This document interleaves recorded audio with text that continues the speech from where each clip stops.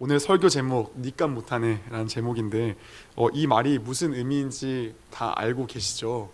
네, 쉽게 말하면 이름값 못한다 라는 거죠. 예를 들면 이름이 성우라는 사람이 있습니다. 성우. 그런데 목소리가 너무 막 이렇게 하이톤이에요 이러면은 이제 그럼 사람들이 뭐라 말하죠? 이름값 못한다 라고 이야기를 합니다. 되게 민망하네요. 할 때는 연습할 때 안 이랬는데 되게 민망하네요. 그런데 이름값 못한다, 니값 못하네 라는 이 말이 가볍게 농담처럼 이렇게 쓰일 수도 있지만 사실은 이 말을 깊이 곱씹어 보면 여기에는 굉장히 철학적 의미가 좀 담겨져 있는 것 같습니다. 결론부터 말씀드리자면 이름에는 이 니값에는 책임이라는 게 있습니다. 책임. 반드시 짊어져야 할 무게라는 게 있습니다. 이것이 무슨 말이냐면 일단 이 이름이라는 건 단순히 사람의 성함만을 이야기하진 않죠. 그 사람의 명성, 직위, 자격 이런 게 다 그 이름 안에 포함되어져 있습니다. 자, 그러니까 예를 들어서 딱 설명드리면 이런 겁니다. 우리가 너무나 잘 아는 손흥민 선수, 이 손흥민이라는 그 이름 안에 어떤 게 내포되어져 있죠? 세계적인 축구리그 EPL에서 뛰는 선수, EPL에서 득점왕을 한 선수, 토트넘의 주장, 그리고 국가대표 선수, 이런 것들이 다 손흥민이라는 그 이름 안에 내포가 되어져 있는 겁니다. 그러니까 손 선수가 경기를 잘 못한 날에 사람들이 뭐라 말합니까? 이름값 못한다 라고 이야기를 하는 거죠. 손흥민이라는 그 이름 안에는 온갖 것들이 다 내포되어 있기 때문에 그 이름에는 짊어져야 할 무게와 책임이 있는 겁니다. 이렇게 이름에는 니값에는 책임이 있습니다. 반드시 짊어져야 할 무게가 있습니다. 그런데 만약 니값을 못한다면, 이름값을 못한다면 어떻게 될까요? 간단합니다. 다른 이들로부터 비난받는 거죠. 심할 경우에는 스스로 니값하지 못한다고 자책하며 절망할 겁니다. 다시금 또 손흥민 선수를 예로 들어 생각해 보면은 앞에서 말씀드린 것처럼 손흥민 선수가 경기를 잘 못한 날에 어떻게 한다고요? 왜 이렇게 못해? EPL 맞아? 이름값 못하네 라면서 비난하는 거죠. 그리고 또 이 스스로의 기량이 좋지 않아서 경기가 잘 안 풀린 날 그 손 선수의 인터뷰한 표정을 보면은 스스로에게 엄청난 그 실망감을 안고 있는 것을 참 많이 보셨을 것 같아요. 그래서 사람들이 이 어떻게 살아갑니까? 그 이름값에 걸맞는 삶을 살기 위해서 진짜 열심히 고군분투합니다. 여기에 모든 마음과 시간을 다 쏟아 붓습니다. 오늘의 본문을 보시면 하나님께서 아브라함의 이름을 아브라함으로 개명해 주시는 장면이 나오는 것을 우리가 확인할 수 있습니다. 5절 말씀을 같이 한번 읽어보겠습니다. 함께 있습니다. 시작. 이제 후로는 내 이름을 아브라함이라 하지 아니하고 아브라함이라 하리니 이는 내가 너를 여러 민족의 아버지가 되게 함이니라. 아멘. 여러분, 아브라함 당시 가장 중요했던 자원 중 하나가 어떤 거였죠? 맞습니다. 노동력이었습니다. 지금에 이르러서의 산업혁명을 통해서 기술력이 노동력을 대체할 수 있어서 기술이 더 중요한 시대가 되었지만 그 이전까지만 해도 뭐니 해도 가장 중요한 건 노동력이었죠. 농사를 하든 건축을 하든 뭘 만들든 사람 손을 하나하나 다 거쳐가야만 했기 때문에 노동력이 가장 중시했던 사회였습니다. 그렇게 고대 사회에서는 아이를 가장 많이 낳는 것이 복된 것이었고 가문의 자랑으로 여겨졌죠. 여러분, 아브라함이 개명되기 전 이름이 아브람입니다. 아브람이라는 이름의 뜻이 뭐냐면 존귀한 아버지예요. 존귀한 아버지. 너무 멋진 이름 아닙니까? 존귀한 아버지. 그런데 하나님께서는 이보다 더 멋진 이름으로 아브라함이라는 이름으로 개명시켜 주세요. 아브라함이라는 이름의 뜻이 뭐죠? 많은 민족의 아버지. 지금 아브라함에게는 아내 사라에게서 낳은 자식이 하나도 없는 상태입니다. 이런 상황에서 다른 누구도 아닌 하나님께서 너 많은 민족의 아버지가 될 거야 라고 약속해 주시면 얼마나 좋겠습니까? 제 이름을 갑자기 하나님께서 송부자로 개명해 주시면 얼마나 좋겠습니까? 너 앞으로 송부자야 라고 하면은 하나님이 이렇게 이름 개명해 주시는데 얼마나 좋아요. 그럼 확정 아닙니까? 뭐 이렇게 로또만 긁어도 이렇게 뭐 1억이 당첨될 거고 뭐 5억 이렇게 좋네요. 아무튼 여러분, 이런 복을 받은 아브라함이 부럽습니까? 안 부럽습니까? 저는 너무 부럽습니다. 그런데 저처럼 이렇게 아브라함이라는 그 이름을 부러워하시면 사실 이 말씀을 오해하고 넘어가는 겁니다. 아브라함이라는 이름은 묵상해 보면 결코 좋은 의미만을 갖고 있지 않기 때문입니다. 이 이름에도 마찬가지로 책임과 무게가 있죠. 두 가지로 한번 이야기를 해보겠습니다. 가장 먼저 아브라함이라는 이름이 나오게 된 배경을 우리가 한번 좀 생각해 보면 좋겠습니다. 하나님께서 아브라함을 처음 부르실 때 그때도 무엇을 약속하셨냐면 너로 하여금 큰 민족을 이루겠다라고 약속하셨어요. 그런데 아브라함이 아무리 기다려도 시간이 지나도 도무지 하나님의 약속이 이루어질 기미가 보이질 않는 거예요. 그래서 창세기 15장 말씀을 보면 하나님께서 아브라함에게 나타나셨을 때에 아브라함이 이렇게 질문을 해요. 하나님, 저한테 자식을 주시기는 하실 겁니까? 여전히 저한테 아들 없습니다. 아니 이러다 나중에 제 종인 엘리에셀이 제 모든 재산 다 물려받을 것 같습니다. 그러자 하나님이 아브라함에게 뭐라 말씀하십니까? 창세기 15장 5절 말씀을 같이 한번 또 읽어보도록 하겠습니다. 함께 있습니다. 주님께서 아브라함을 데리고 바깥으로 나가서 말씀하셨다. 하늘을 쳐다보아라. 네가 셀 수 있거든 저 별들을 세어보아라. 그리고는 주님께서 아브라함에게 말씀하셨다.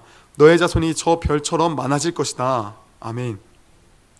하나님께서는 불안해하는 그 아브라함에게 다시금 약속을 하세요. 그런데 이번에는 말로만 약속하지 않으시고 아브라함 당대 사람들이 하던 그 계약 방식을 빌려서 눈에 보이는 그 약속도 해 주셨죠. 그래서 함께 17절 말씀을 보면은 이렇게 기록되어져 있습니다. 해가 지고 어둠에 지게 깔리니 연기나는 화덕과 타오르는 횃불이 갑자기 나타나서 쪼개놓은 희생제물 사이로 지나갔다. 많이 들어보셨을 거지만 고대 사회에서 두 사람이 계약, 약속을 할 때 짐승을 잡아 두 쪽으로 갈라놓고 그 사이를 계약 당사자들끼리 손잡고 걸어가죠. 어떤 의미죠? 약속을 어기면 너 짐승처럼 쪼개버리겠다. 굉장히 무서운 그런 살벌한 약속이죠. 하나님은 아브라함에게 내가 한 말들을 지킬 것이다며 눈에 보이는 당대 계약 방식을 통해서 약속하셨습니다. 이제 아브라함이 할 일은 하나님이 자식을 줄 것을 믿고 기다리면서 그냥 있으면 되는 거예요. 그런데 아브라함이 기다렸습니까? 못 기다렸습니까? 못 기다렸죠. 아내 사라가 아닌 여종 하갈을 통해서 이스마엘을 낳았습니다. 하나님께서는 아브라함의 불순종으로 인해서 무려 13년 동안이나 아브라함에게 나타나지 않으셨습니다. 이후 아브라함 나이 99세 나타나셔서 뭐라 말씀하십니까? 오늘 보면 1절의 말씀 보면 이렇게 기록되어져 있습니다. 나는 전능한 하나님이라 너는 내 앞에서 행하여 완전하라. 이 말 한마디만큼 아브라함의 그 불신을 정확히 짚어찌르는 말씀도 없었을 겁니다. 이 말 한마디에는 이런 의미가 내포되어져 있는 거죠. 너는 내가 완전하다는 것을 믿지 못해서 이스마엘을 낳았구나. 이제는 제발 나 좀 믿어봐라. 이런 내용이 그 말 한마디에 내포되어져 있는 거죠. 아브라함도 하나님 말씀에 이런 의미가 내포되어 있는 걸 아니까 하나님이 지금 나를 책망하고 있구나라는 걸 아니까 어떻게 반응합니까? 아무 말도 하지 않고 그냥 하나님 말씀에 엎드리는 거죠. 그런데 이상한 일이 있어요. 하나님께서 책망의 소리를 더 하셔도 모자랄 판이에요. 그런데 갑자기 아브라함에게 뭐를 주세요? 복을 주시는 거예요. 어떤 복이요? 이름의 계명이요. 아브라함에서 아브라함으로 불리우는 복이요. 여러분, 하나님과의 언약을 먼저 깬 사람이 누굽니까? 아브라함 아닙니까? 하나님 믿지 못하고 여종 하갈을 통해 이스마엘을 낳았어요. 그러면 그가 치러야 할 대가가 뭡니까? 반 갈라져서 짐승과도 같이 처참하게 그냥 죽어야 되는 거죠. 그냥 어중이 떠중이랑 계약한 것도 아니고 창조주 하나님과 계약을 했는데 그 계약을 어겼으니 저주받아 처참히 죽어야죠. 그런데 하나님은 그를 죽이십니까? 죽이지 않습니까? 안 죽이시고 오히려 엄청나게 책망도 하지 아니하시고 그냥 냅다 복을 주세요. 너는 많은 민족의 아버지가 될 거야 라면서 복을 주세요. 여러분, 이 상황 보면은 좀 이상하다 생각하지 않으십니까? 여러분, 제가 이 상황을 왜 이상하다 여기냐면 제가 딱 예를 들어 드릴게요. 제가 가스불을 딱 켜고 나서 집이 다 불타버렸어요. 완전히 그냥 집에 남은 게 아무것도 없어요. 지금 집이 불탄 게 누구 잘못이죠? 제 잘못이죠. 그런데 그때부터 제 이름을 우리 부모님이 뭐라 부르냐면은 송안전이라고 부른대요. 저는 제 이름을 들을 때마다 무슨 생각을 할까요? 야 안전아, 야 안전아, 야 안전아 이렇게 들으면 제가 어떤 생각을 할까요? 집 불태워 먹었던 그때 생각하지 않았을까요? 그렇다면 아브라함도 동일했겠죠. 자신의 이름을 들을 때마다 뭐가 생각났겠습니까? 하나님과 약속을 지키지 못하고 아들 이스마엘을 낳았던 거, 여종 하갈을 통해 이스마엘을 낳았던 그 사건을 날마다 기억하지 않겠습니까? 여러분, 아브라함이라는 이름은 겉보기에, 진짜 겉보기에 복된 이름처럼 보여요. 그쵸? 그런데 실상을 딱 까보면 이거 어떤 이름이에요? 과거의 실패를 떠올리게 하는 이름인 거예요. 내 치부를 떠올리게 하는 이름인 거예요. 그런데 사실 아브라함이란 그 이름의 무게감을 더한 데는 더 큰 이유가 한 가지가 있어요. 생각해 보겠습니다. 아브라함은 지금 자기 이름이 불릴 때마다 굉장히 불편하고 난감했을 거예요. 왜일까요? 자기의 아내에게서 낳은 자식은 아직 한 명도 없는데 이름은 많은 민족의 아버지라는 뜻이에요. 99세의 여종에게서 낳은 아들 하나를 겨우 둔 처지인데 많은 아들을 둔 아버지, 아들 부잣집 아버지라고 평생 불리며 살아야 되는 거예요. 그나마 나중에 사라에게서 낳은 아들 이삭이 있지만 그것도 겨우 한 명이에요. 그런데 이름은 여전히 뭐예요? 많은 민족의 아버지예요. 아브라함 주위 사람들이 얼마나 그를 보며 조롱하고 비난했을까요?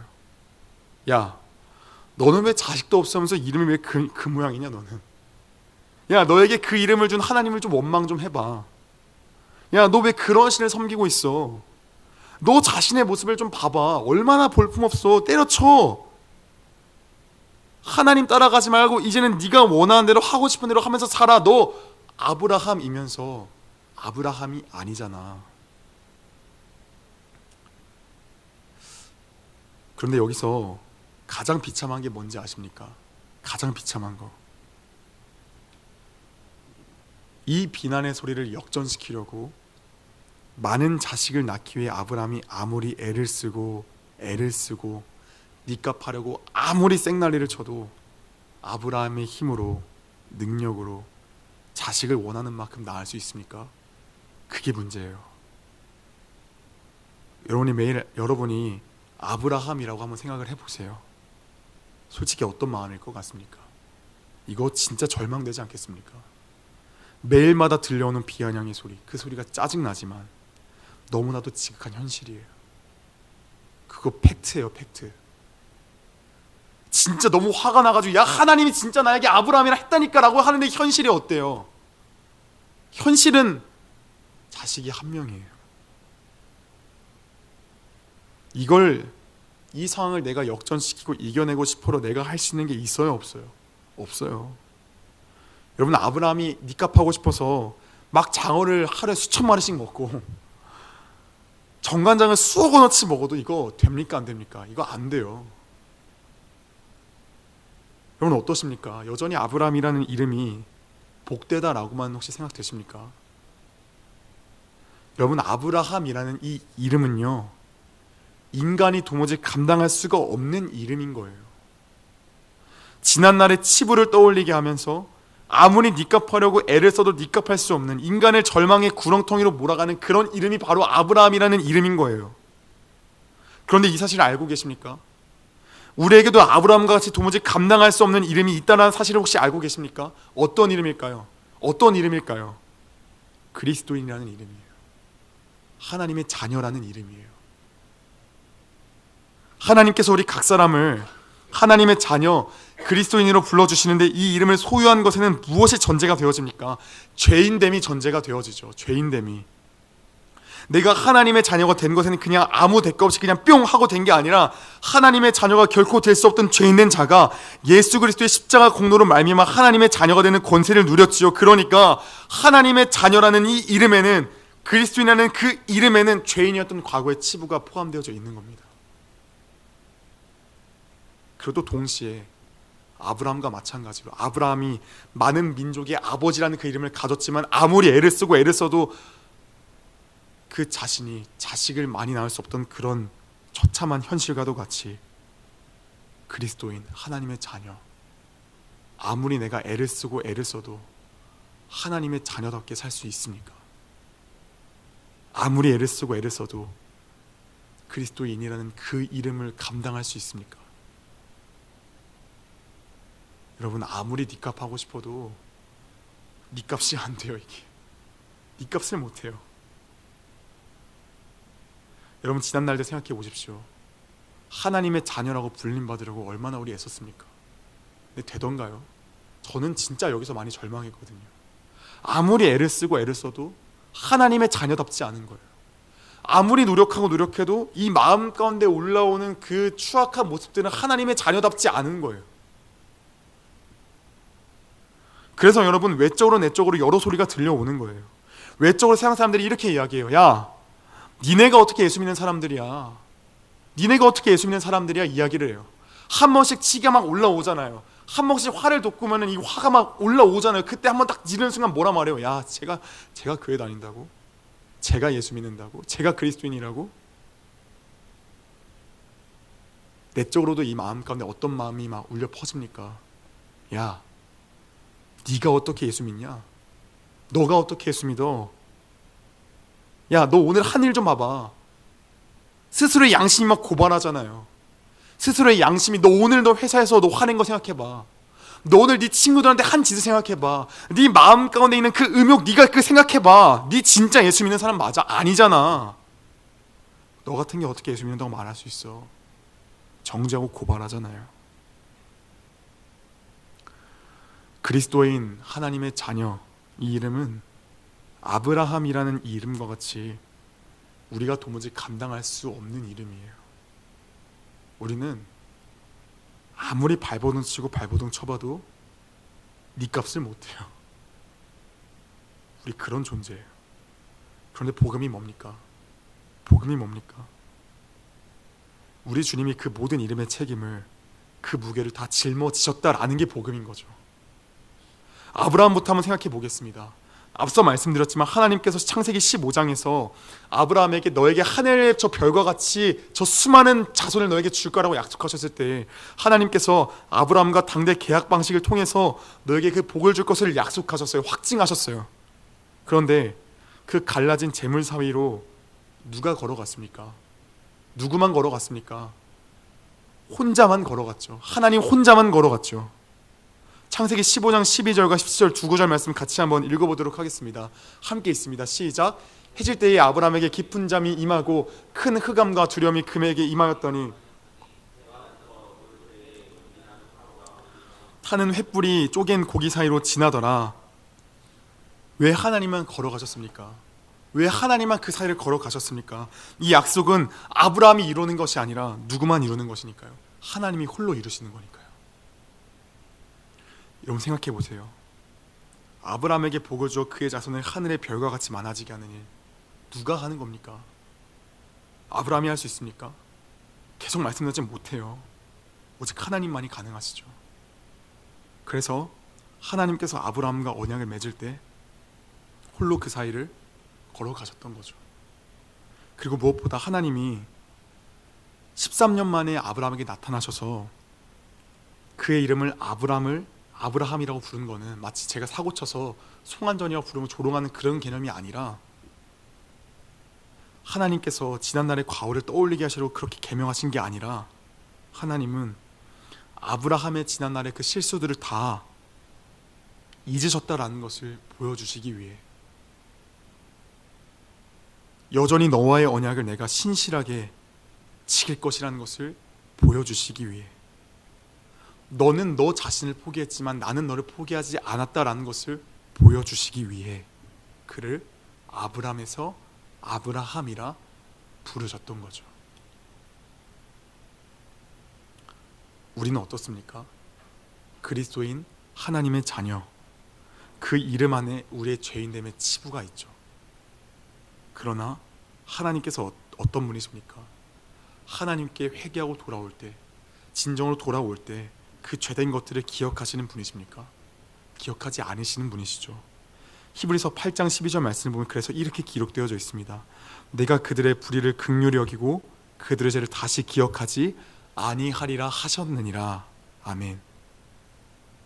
그분 안에 들어오면 그냥 하나님의 자녀예요.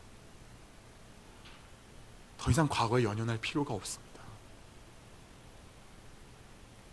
무엇보다 우리는 매 순간마다 내가 그 모든 것들을 다 지키고 싶어 하지만 이미 우리 주님께서 십자가에서 다 그 모든 율법을 다 지키고 죽으시지 않았습니까? 여러분, 그래서 전 참 여기에 참 많이 놀랐던 게 무엇이냐면 성도는 스스로는 변할 수 없어요. 영원히 안 변해요. 그런데 예수님과 함께 있으면, 함께 살면 그 모습을 따라해요.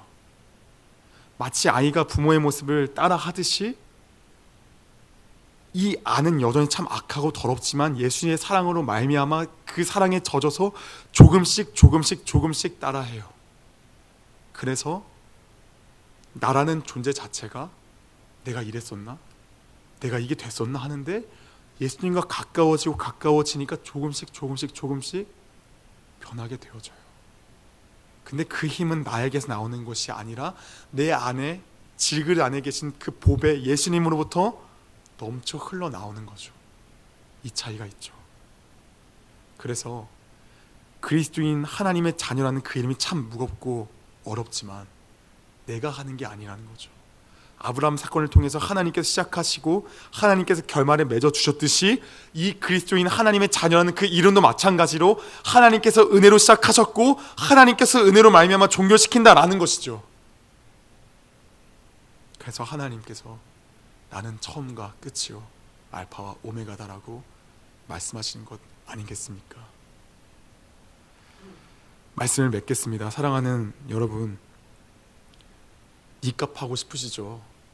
진짜 니값 하고 싶으시죠? 저도 너무 니값 하고 싶습니다.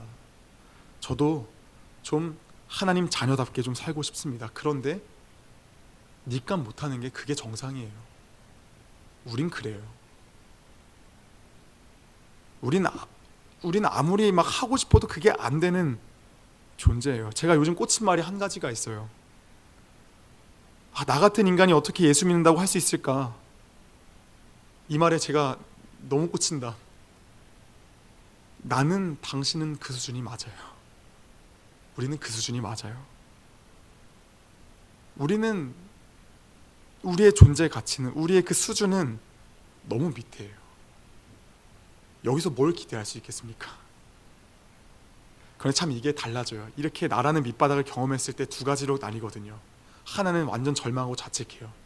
소망이 없다 느껴요. 그런데 한 부류는 뭐냐면, 와, 나 이런 존재 맞지. 그래서 나는 뭐가 필요하지?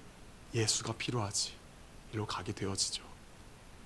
여러분, 니값 못하십니까? 그거 정상이에요.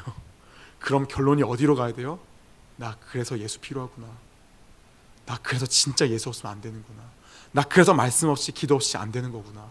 나 그래서 오늘도 바지가랑이 붙잡고 가야 되는 거구나. 나는 오늘도 예수님의 그 한 송이의 그 붙잡음 없이 나는 아무것도 못하는 거구나. 글로 가야죠.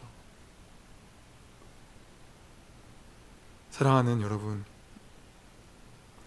여러분의 니값은 그리스도인 하나님의 자녀라는 그 이름은 우리가 무엇인가를 잘해서 얻은 게 아닙니다. 그냥 하나님이 거저 주신 겁니다. 은혜로 말미암아 주신 겁니다. 그런데 사단은 계속해서 미혹해요. 어떻게 해요? 지난날의 그 과오들을 계속해서 돌아보게 해요. 야, 너 이런 인간이잖아. 불과 몇 시간 전에 그 내 실수, 내 마음간에 있던 그 죄악된 것들 계속해서 끄집어내게 해요. 너 이런 인간이잖아. 너 이런 인간 맞잖아. 너 이렇게 악한 놈이잖아. 너 이렇게 추악한 놈이잖아. 계속해서 끄집어내요. 그런데 여러분, 과거를 끄집어내는 거, 그거 사단이가 하는 짓입니다. 과거를 왜 돌아봅니까? 의미 없는 짓입니다. 우리가 당장 해야 되는 건 무엇입니까? 주님과 지금 하루의 그 시간을 살아가는 거죠. 다시금 그 나를 살려주신 그 은혜를 기억하면 다시금 그 은혜를 주님과 동행하며 살아가는 거죠. 여러분, 날마다 이 은혜를 기억하며 살아가셨으면 좋겠습니다. 날마다 그럼에도 불구하고 우리 살려주시고 우리 사랑해주는 그 은혜를 기억하면서 오늘 하루 다시금 그 발걸음을 걸어가셨으면 좋겠습니다. 우린 날마다 기억해야 하는 거, 우리는 우리의 힘으로 아무것도 할 수 없는 존재입니다. 우리는 예수밖에 없는 존재입니다. 예수가 아니고서는 아무것도 좋은 것이 나올 수가 없는 그런 자들입니다. 예수님과 함께하면 니값 할 수 있습니다. 예수님과 함께하지 못하면 네 값 죽어도 못합니다. 그러니 오늘 하루 예수님과 함께 하시면서 네 값 하시고, 예수님과 매 순간 같이 하시면서 이름값을 즐거움으로 감당하시는 우리 모든 중고등부 지체 되시기를 예수님의 이름으로 소원합니다.